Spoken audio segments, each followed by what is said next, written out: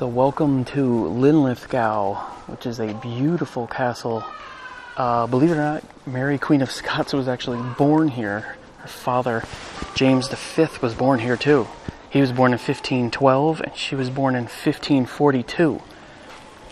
Really the only thing that's had any kind of restoration, real restoration work, is this incredible fountain here in the center of the courtyard. This was probably made out of sandstone or something, and they would have been worn away. I mean, you can actually see right here, whatever that was.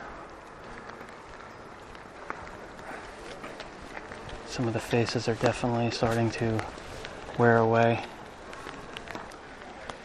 So I'm just going to walk through, read some of the plaques, talk about some of the interesting history of this amazing place on a beautiful rainy day in Scotland.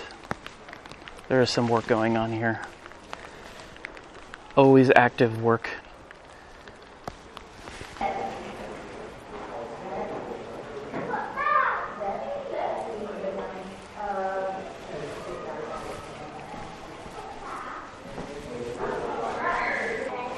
at this. That is awesome. I always look at the hardware. I always think that's so impressive. The outside's even cooler. The old entrance. Oh, so the entrance, this entrance, which was the old entrance, you're really high up now.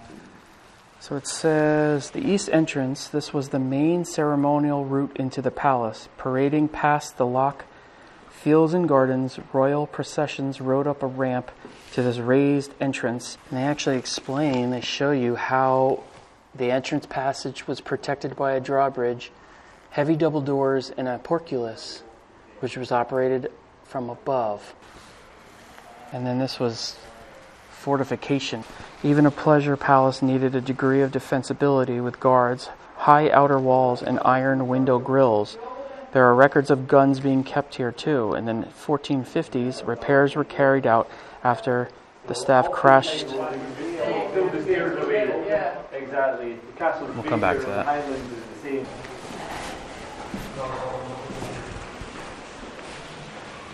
Oh, this was the prison? Is this what they consider their dungeon? I guess so. So that's the prison down there. Possibly the dungeon. I know they said there's a dungeon here.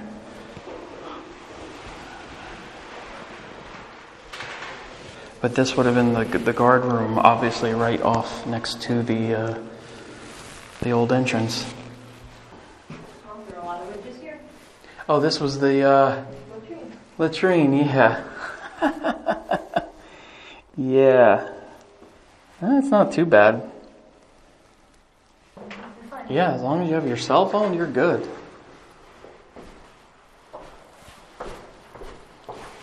This is the brew house. Look down through the opening on your left into the former brew house where alewives brewed ale for the household. Everyone drank this weak beer on a regular basis and large quantities were required. That is a massive fireplace. That thing is, you could fit a Volkswagen Beetle in there. That's how big that is.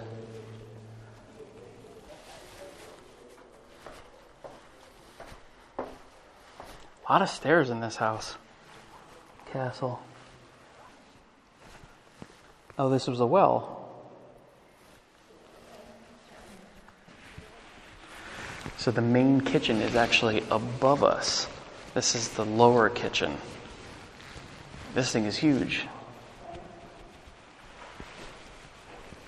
This well was excavated in the 1920s, and they dug down about 35 feet. Oh yeah, look at this. That is a sizable chimney. Wow.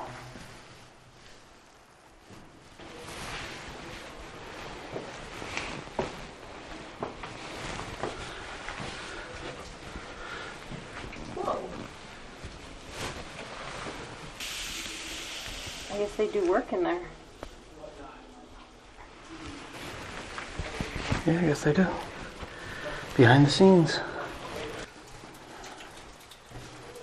Oh, these stairs go up. I thought it was just... Wow, there's some...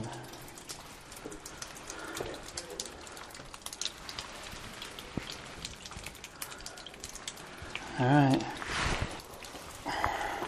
I'm sure this was a normal occurrence in the castle, as they were likely not watertight.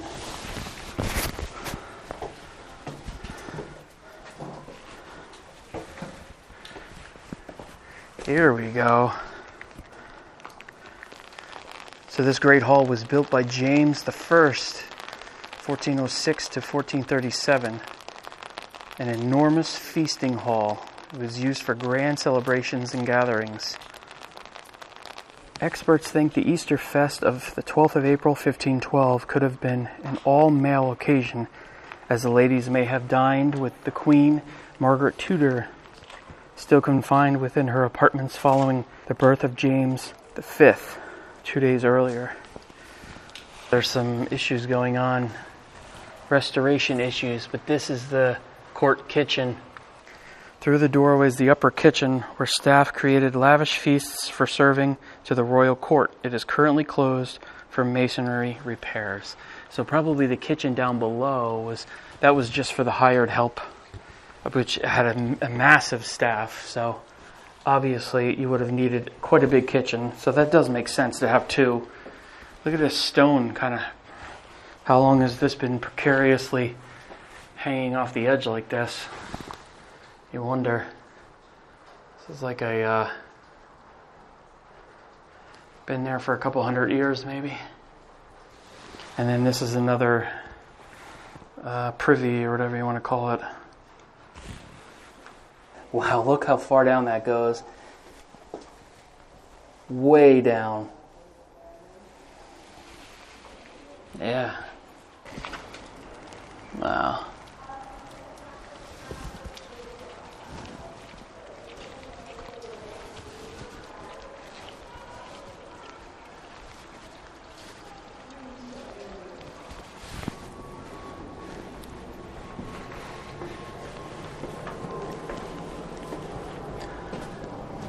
These beautiful stairs.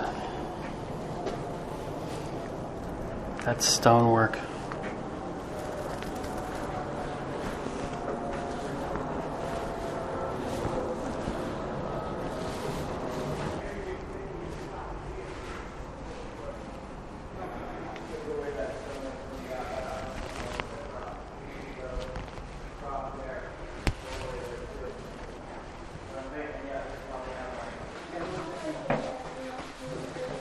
Lots of stairs. People who lived in castles had fantastic calf muscles. Oh, this was a nice little... Oh, here it is. Mary's birthplace. This part of the palace is where we believe Mary, Queen of Scots, was born. It is currently closed for essential masonry repairs. But that's what it looks like.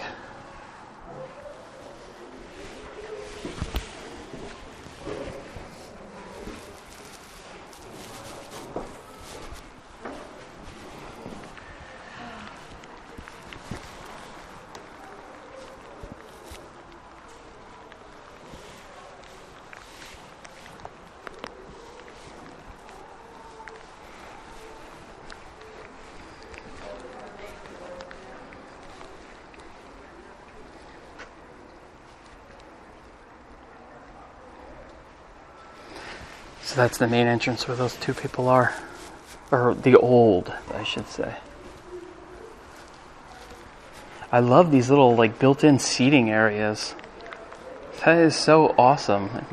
And they're able to look out at the lock here. Some of these tiles are original. I think it's these just small ones. The mosaic ones. Are 16th century. So they've been set into a modern floor, but pretty cool that you can still walk on 16th century tiles.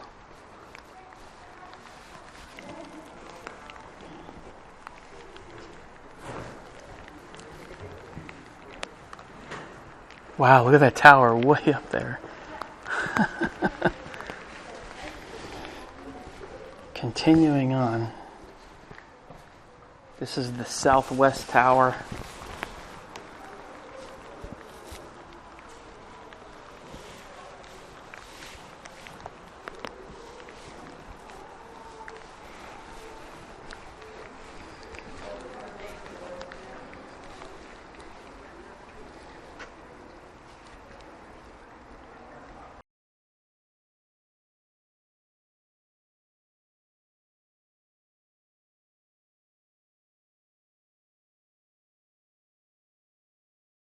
This is the chapel.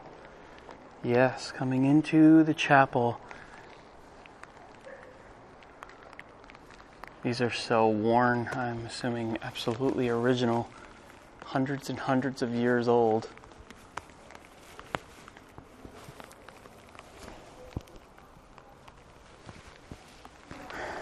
Records show James IV occasionally celebrated Easter and Christmas here before the current chapel was constructed.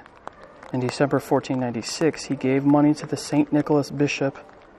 By 1507, the paving was being laid in the new chapel. So this goes up to the tower, top of the tower, a lot of stairs.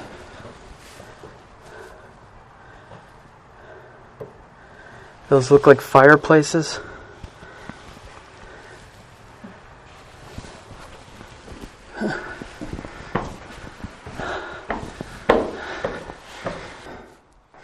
Wrong one. Somewhere you can actually get up outside, but it wasn't this one. Quite a workout here.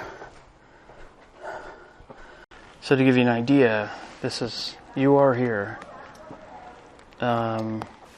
This was considered the royal apartments.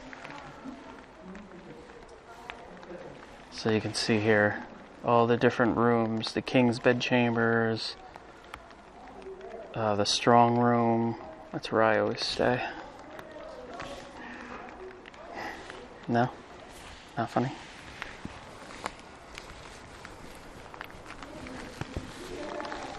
Unfortunately, the rain makes you kind of move a little faster because there's very little as far as coverage here. But it kind of adds to the ambiance too. What was that? There must have been a raised floor here or something. What would be the reason to have such a high up area, seating area?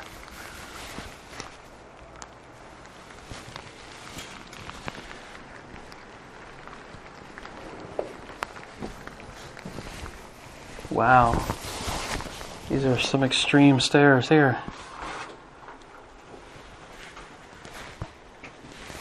Oh, they don't go anywhere. I don't know what this was. A linen closet? I don't know. This is the food. Oh, food, like a pantry, I guess. You could see the outline of where the doors were.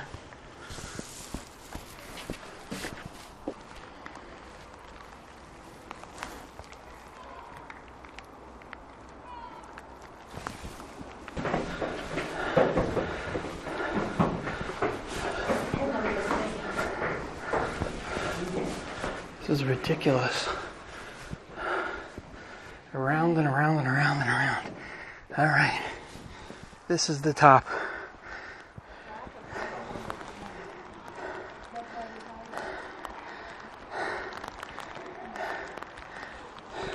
Oh, it's not even the top yet.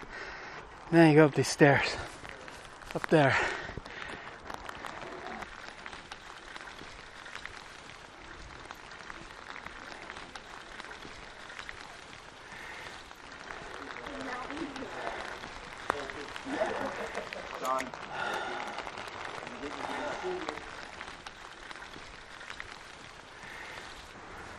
Look at that.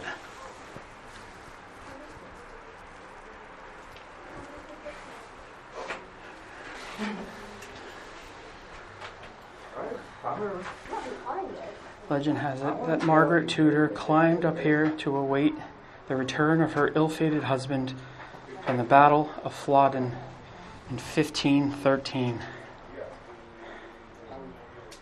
So there's nothing, it doesn't say anything about this, but this is obviously inscripted. But you can't even tell what it says. Maybe if I turn the light on, or off, Nah. And there's no information.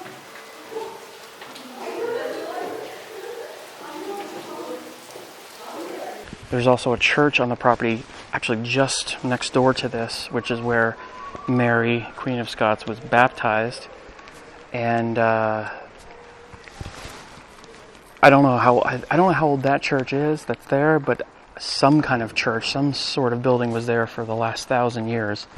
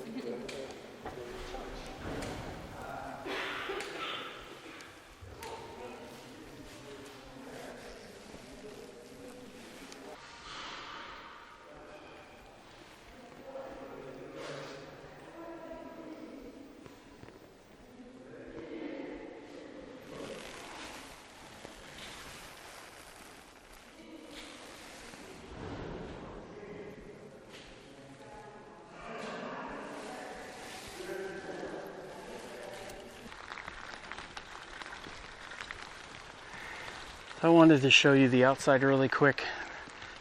Obviously that's all scaffolding stuff, so they're doing work on it, but this is the outside of the church. Anyway, it's pouring rain, so we're getting back in the car. See you in the next video.